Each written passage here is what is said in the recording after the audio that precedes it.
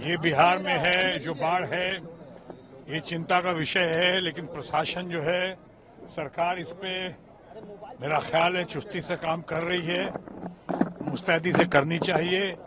बहुत लोग तो अपने पशुओं के साथ, परिवार के साथ, खासकर हमारा दियारा का परिवार जो है, जगह जगह जहां उनको शरण मिल रहा है, जहां जहां रह सकते हैं, वो आ गए हैं, अपने घरों से बाहर निकल चुके हैं।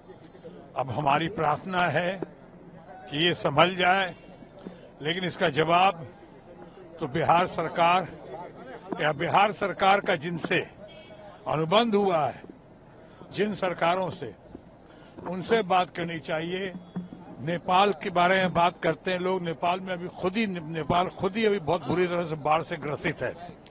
तो उसका अब ये जो है, ये सरकारी लोगों से, उनसे बात करके मैं अभी आया हूं, और आते आते मुझे खबर मिली है कि बिहार में थोड़ी सी काफी चिंता का विषय बना हुआ है इस वक्त बिहार में बाढ़। हमारी प्रार्थना भी है कि ठीक हो जाएगा, लेकिन साथ ही साथ मैं शासन और प्रशासन के लोगों से अपील भी करता हूं कि इस मामले को बहुत ही गंभीरता से लिया जाए और जल्द से जल्द इसका निवारण किया जाए।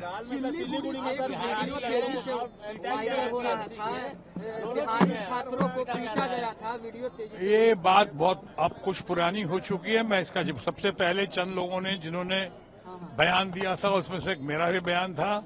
ये वाकई ये सही नहीं है। जो लोगों ने ऐसा किया है, जिन्होंने अपराध किया है हमारे छात्रों के साथ, हमारे लोगों के साथ, गरीब परिवार के बच्चों के साथ, ये जिस तरह से किया है, उनकी पहचान होनी चाहिए।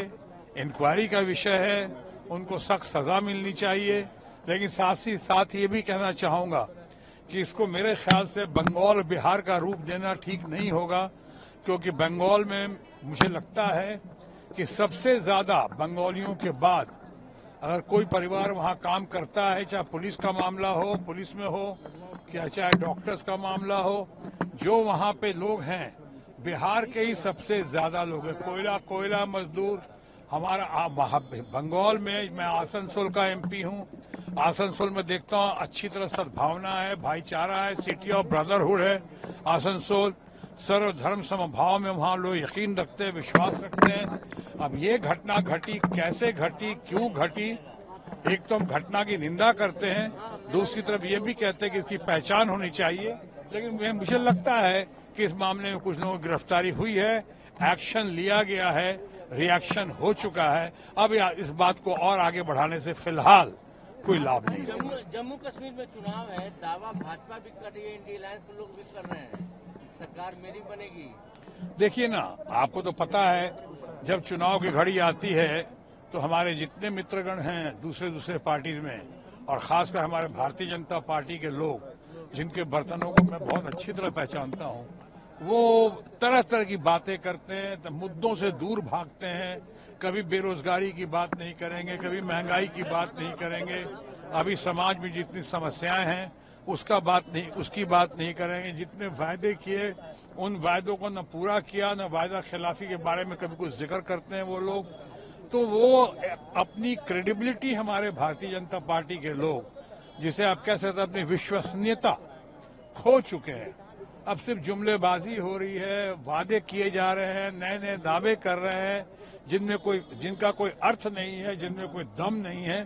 तो मैं समझता हूं कि अब आने वाले घड़ी में विपक्ष का और इंडिया ब्लॉक का बहुत ही सुनहरा भविष्य है। मुझे लगता है, आम लोगों को भी लग रहा है कि हरियाणा में, कश्मीर में, महाराष्ट्र में, या हमारे झारखंड में भी विपक्ष, इंडिया ब्लॉक बहुत अच्छा करेगा। उनका परचम जो है इस बार चुनाव के बाद जहां जहां चुनाव हो रहे हैं और जहां जहां चुनाव होगा, बहुत जोर शोर से लहराएगा। एक सवाल और है, बिहार में एक मुद्दा गर्म है स्मार्ट मीटर का। ओपोजिशन के लोग का आरोप है कि स्मार्ट मीटर के द्वारा गड़बड़ी की जा रही है, घोटाले का हुआ रही है उनको, उससे आपको विरोध हो रहा है। 1 तारीख को आरजेडी प्रोटेस्ट करेगी। इस बारे में मुझे कोई विशेष जानकारी नहीं है। मैं तो अभी आया हूँ।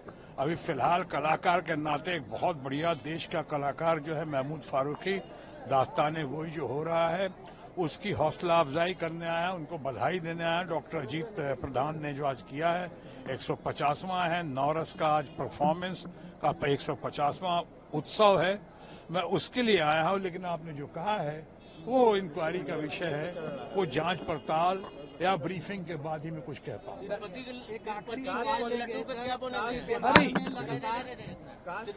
देखिए, तिरुपति के लड्डू के बारे में उसकी पहले हम सिर्फ गोदी मीडिया के कहने पे या कुछ नेताओं के कहने पे हम ऐसे क्यों भागे जा रहे हैं? आज तक ये बात कभी न सुनने में आई न देखने में आई। तिरुपति को इतना लोग मानते हैं, मैं समझता हूँ दुनिया में वेटिकन के बाद यहाँ हिंदू समाज में जितनी कदर तिरुपति की है, चाहे वैष्णो देवी की है, माता वैष्णो देवी की, शायद किसी भी तीर्थ स्थान की, किसी भी तीर्थ स्थली की उतनी वैल्यू नहीं होगी, उतनी कदर नहीं होगी। अब अचानक एक नया उसमें शगुफा छोड़ दिया, ऐसा लगता है कुछ लोगों ने। क्या उसकी कोई उसका सबूत पेश किया है? क्या कोई उन्होंने सामने आके कहा है कि हाँ ये साहब ये हुआ है? अभी भी बहुत लोग सवाल कर रहे हैं। लैब में भेजा है, अच्छा है, मैं किसी लैब पे अहमदाबाद के लेबोरेटरी पे कोई उंगली नहीं उठा रहा हूं, लेकिन हैदराबाद में खुद बहुत अच्छी लेबोरेटरी है, वहां पहले क्यों नहीं चेक कराया? कोई है आपका चश्मदीद गवाह? कोई है आपके पास है सबूत जिसके आधार पे आप कह सकते हैं?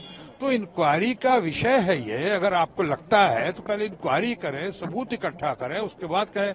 ऐसे धार्मिक भावनाओं को, खासकर हमारे हिंदू परिवार के भावनाओं को इस तरह से इस घड़ी में भड़काने का, ये लगता है जैसे कि बाकी कुछ मुद्दों से ध्यान भटकाने के लिए ऐसा हो रहा है। मैं किसी को क्लीन चिट नहीं दे रहा हूं। मैं नहीं कह रहा हूं कि सामने वाले जो हैं वो उन्होंने सही किया है या गलत किया है, लेकिन ये मामला बहुत ही संवेदनशील मामला है, बहुत ही सेंसिटिव मामला है।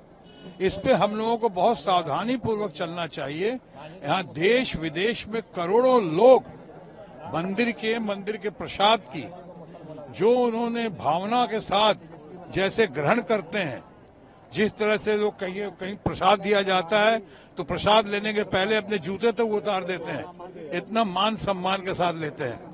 इसलिए इसको देखना बहुत जरूरी है। इस पे कुछ ज्यादा सबको नहीं बोलना चाहिए।